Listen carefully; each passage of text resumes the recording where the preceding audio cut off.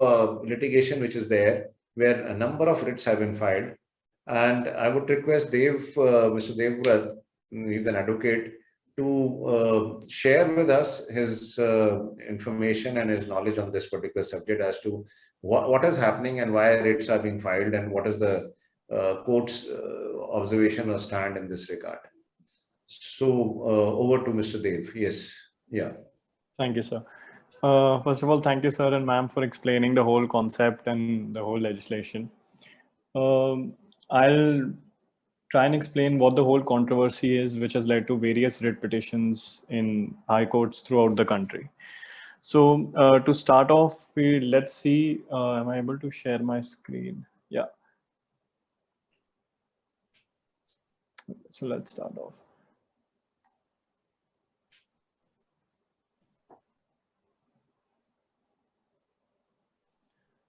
So earlier, before the Finance Act amendments in 2021, the earlier section read that the assessing officer, before issuing any notice, should record his reasons for doing so. That's all it said.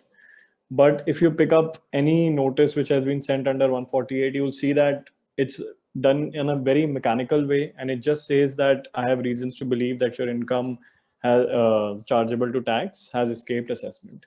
That's all it used to say. There were no reasons recorded, there was no reasons given, and it was done in a very mechanical way and sent. So now we see that 148, the change which has been gotten into the section 148 is that it has been subject to provisions of 148A, which is a new amended section, which has been newly added into the Income Tax Act.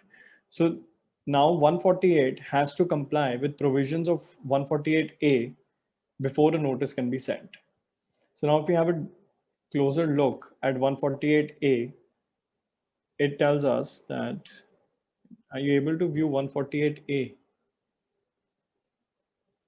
There you go, 148A. So now 148A brings, like sir and ma'am have already talked about this in detail. It talks about conduct any, now 4 steps: conduct any inquiry, provide an opportunity of being heard, notice to show cause as to why a notice under 148 should not be issued, consider the reply of the assessee, and decide. So now in this we see that it elaborates upon the whereby earlier 148 only said that there should be, that he should record his reasons to believe. This further elaborates that how he should. Now these are in line with principles of natural justice. So we have principles of natural justice that nobody can be a judge in his own cause, or that a speaking order should be passed, so that there is judicial accountability. That we always, if we give power without having any accountability, that would always create rifts. So it's important to have some judicial accountability. Now this ensures that.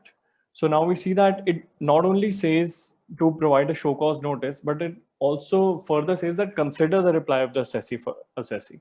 So now I rather find this hilarious that we have to go into such depth and detail to instruct an officer to even consider the reply, which should have been just his natural duty of considering a reply and, furnishing or passing an order after considering the reply. Because that is a concept of natural justice, that you cannot pass an order without hearing the other party or giving the other party an opportunity to be heard. So I rather find this hilarious that this has to be expressly put in the statute, but that is the need of the hour. So we say consider the reply of the assessee, and further it says issue a notice under 148 by passing an order. Now, an order, whenever we say pass an order, we always mean a speaking order. We always mean an order with reasons in it. So now it cannot be just a notice. It has to be a notice which has to be accompanied by an order. So these were the changes that were got into this.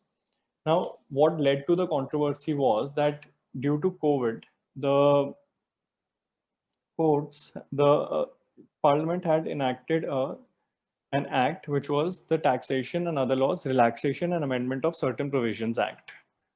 I'll just share that. Here it is.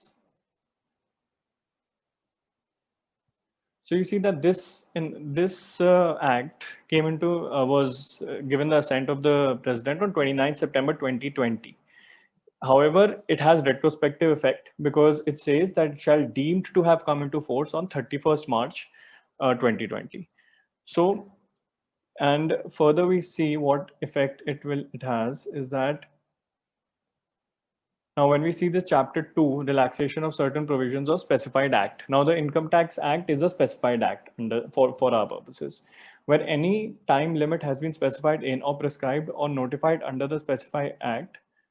So it says completion of any proceedings or passing of any order or issuance of any notice. Issuance of any notice. Further, if we go and read, it says that where completion or compliance of such actions, compliance within which the time limit for completion or compliance of such action shall notwithstanding contained in the specified act stand extended to 31st March 2021. So therefore it extended it by a whole year. So it comes into effect, effectively it comes into effect on 31st March 2020, and it extends the time up till 31st March 2021. So no issues with this here. And so we see that this time period was extended to be up to 1 year. So now what happened is after this, on 31st March 2021, the Finance Act brings up changes in the Income Tax Act, and it changes 148 and brings up 148A, and it brings all these changes in the provisions. So now for that, now what effect it has? 1 second, let me share with you.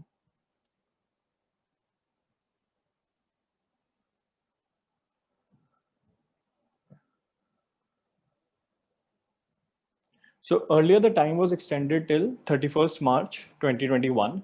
Now further a notification was issued by the Central Board of Direct Taxes that issuance of notices under 148 as per time specified in section 149 or sanction under section 151 of the Income Tax Act from 31st March 2021, they were extended up to 30th of April 2021. So another month was extended. Now where the controversy comes is in this explanation. Now, if we look at this explanation, it says for removal of doubts, it is hereby clarified that for the purpose of issuance of notice under 148 as per time limit specified in section 149 or sanction under section 151 of the Income Tax Act, under this subclause, the provisions of section 148 and section 149 and section 151 of the Income Tax Act, as the case may be, as they stood as on the 31st of March 2021, before the commencement of the Finance Act 2021 shall apply. So now this is where the controversy begins, is that any notices served during this time period, even though the old act has been repealed, the old 148 has been replaced, 148A has been added, 149 has been changed, all these sections have been changed, yet this says that any notice after this time period has been extended from 31st March 2021 to 30th April, any notice which is issued now will still be governed by the old law, old procedural law that has been removed altogether from the act. Now this time period did not only end at 30th of April 2021, it was further extended by another notification which share with you guys.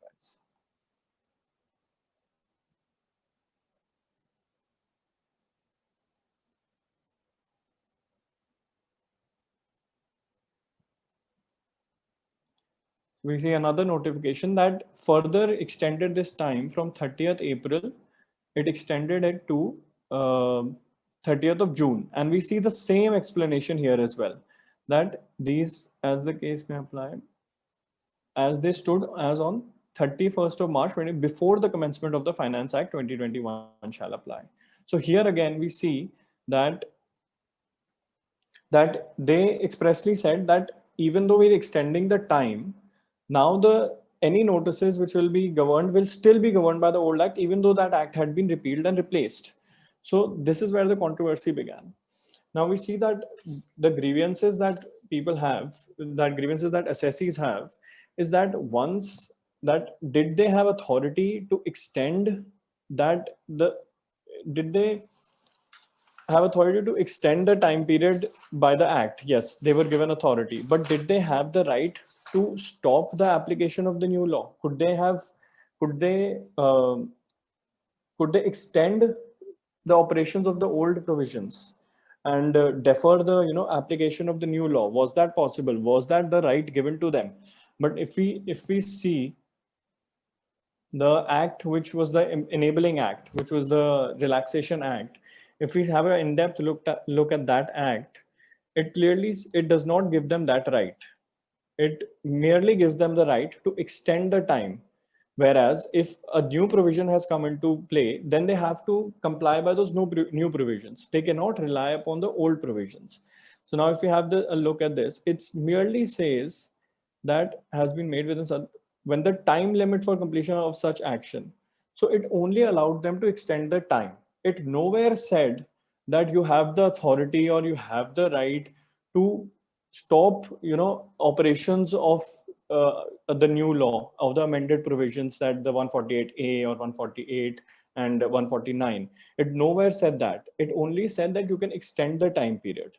So now even they extended the time period, they sent notices, and all these notices were sent according to the old law because of the notification that they got. So now this was the controversy, whether or not they are allowed to extend this, they are allowed to extend time, which is expressly mentioned in the statute, but are they allowed to pause the application of the new provisions and extend the operation of the old provisions? So various writ petitions have been filed all over the country in High Court and in Delhi High Court, Mumbai and Calcutta, and various writ petitions have been filed under the inherent power of the High Court under Article 226. And the High Courts have taken the prima facie view that I'll share that with you.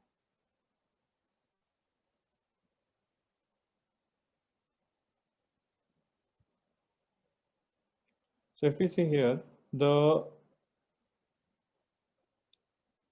these notifications, the prima facie view taken by the Delhi High Court is that these notifications are against the statutory interpretation, which is that if a new procedural law has come into place, then you cannot extend the you cannot keep working under the old procedural law.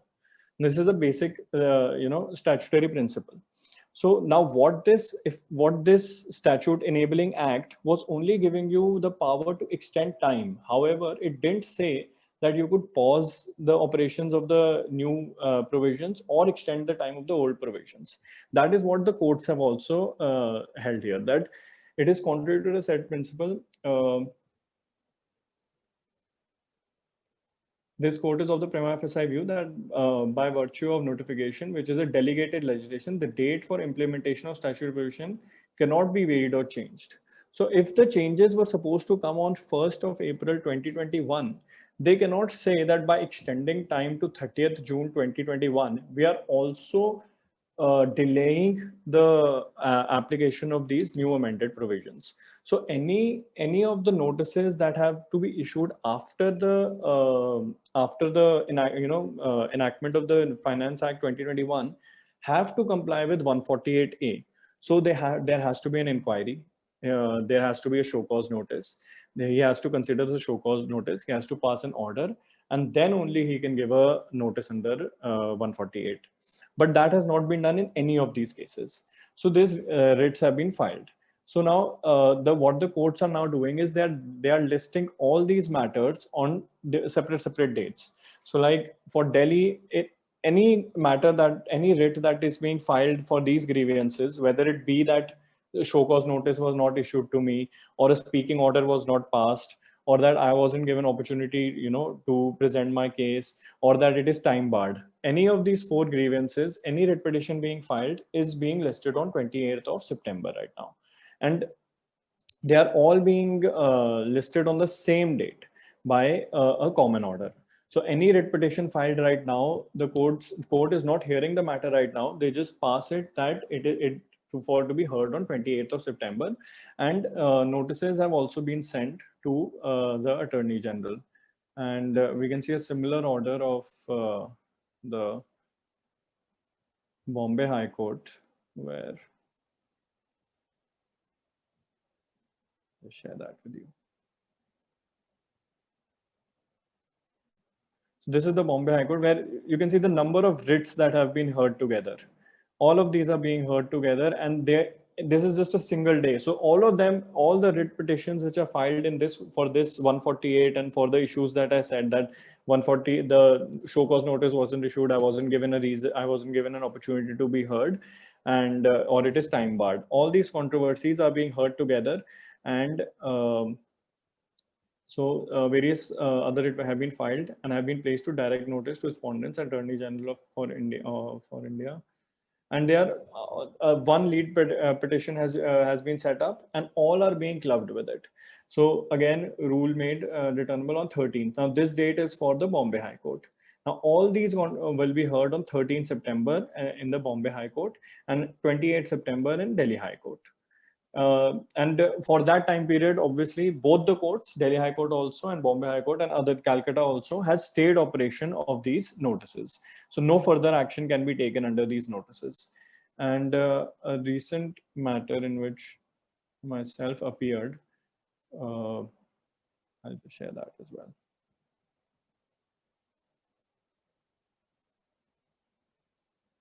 So here also you can see the amount of writ petitions that have been heard, and which order has been passed together for all these writ petitions on a single day. So there are thousands of writ petitions which will eventually come up to be heard together, and the controversy would have to be decided if a legislation or a notification does not come before that. So in this also we can see that the court has relied upon the same case that was passed.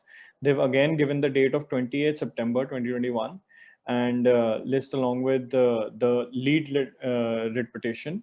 And it has also further, the Delhi High Court has further gone to say that it is made clear that no adjournment shall be granted on the next date of hearing. So they are ready to hear this matter. And so in case the government steps in and brings a change or brings a notification, the high courts will probably set aside all these notices, is what I can say, because prima facie that seems the view of the courts, because they've stayed operation. And so until unless the government comes up with something, I believe that they'll probably be set aside, and either liberty will be given to the ones which are not time barred. Liberty will be given to them to comply with the provisions of 148A and the new provisions.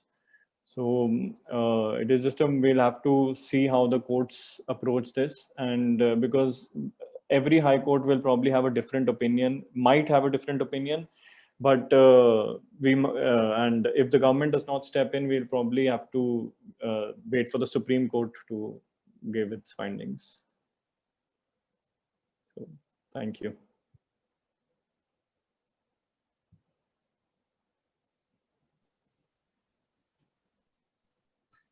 Okay, so I think as far as assessment years 2014, 15, 15, 16, 16, 17 or 17, 18 is concerned, if you have received any 148 after 31st March 21, then you can seek a relief by filing a writ in the High Court with respect to them in case, but then in some cases, the immediate relief would be there, that there'll be a stay.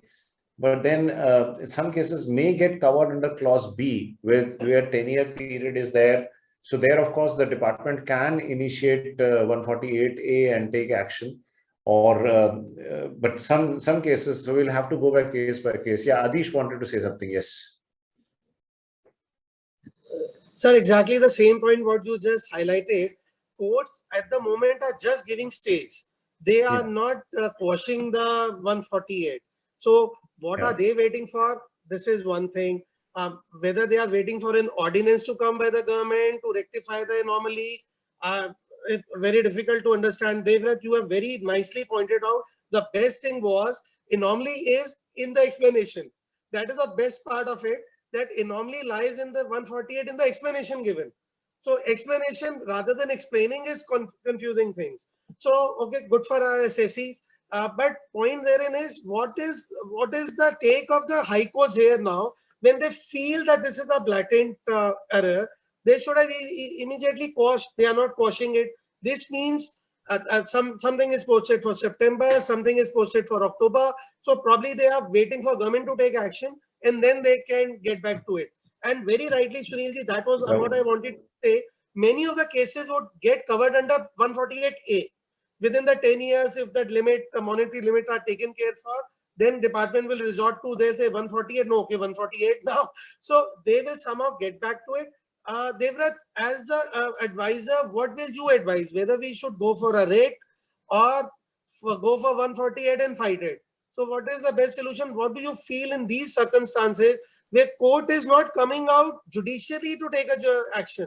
So sorry for saying this, but court should have at least one of the courts, even for the Tata matter, Bombay High Court said only says state.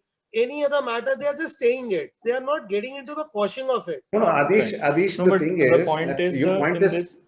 Sorry. So I think you as- can give your take. Yes. Yeah. Yeah, Dave, so- you can proceed. Sorry. Sure. So for assessee, I feel that it's a no-brainer that at this point, if they've received a notice under 148, and they should just file a writ in the High Court. On a personal, for a personal assessee, or from personal point of view, for a assessee who has received a notice after 31st March 2020, and the notice will not comply with the new provisions. So that's a no-brainer that they should immediately file a writ, because at least it'll be stayed. That's the first thing. And for the court also has to give an opportunity, to the other party. So they've taken a view. They've given liberty. They've issued the notice. They've given liberty to the other party. They've to file a reply, a rejoinder.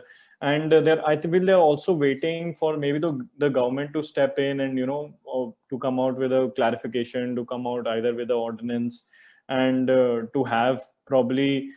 already have a solution to this whole controversy, so that all these then become infructuous. So I feel that they're probably waiting for that. But if the government does not step in by then, I feel that all of these which are time barred will probably be set aside. And there is a possibility that the ones which are not, they might get liberty to refile them. But then even if that is the instance, it works for an assessee, because they will have to comply with the new provisions. Then there is no way that the court is going to allow them to give these notices under the old act. That will not happen. So for an assessee, it will be a win-win. It does not matter. Even if these notices, if they are not quashed, they will then have to be complied with the new provisions. So under the new provision also, there are various safeguards which the assessee has. So it's a win-win for the assessee at this point of time. And I would also like to add, I'll also like to add that here what has been happened is that the high courts have admitted the writs. I mean, here it is sort of an ex parte admission of the writ which has happened, which normally doesn't happen. I mean, they've issued notices. So what has happened is they have admitted the writs. They have issued notices to central government to respond to that. So now what is happening here is that they could not have done it, and ex parte quashing cannot be done without giving an opportunity to the government to respond to that. So I mean, this is not possible, because High Court has to admit a writ, issue notice to the central government, let the central government respond to it, and thereafter, after listening to the arguments and giving an opportunity to both the parties, the final call has to be taken. So possibly, yes. And what you are saying is that definitely the government, I think, would definitely be preparing something on this. And it will be, as what I know of is, they're planning an ordinance, because they could not bring a legislature during the monsoon session, because bringing the legislature would have been a problem. As it is, also the parliament was stalled. And if they would have brought in a legislature there, a bill would have got stalled, then they would have been in a soup. And this litigation would have gone. I mean, all these notices would have got quashed.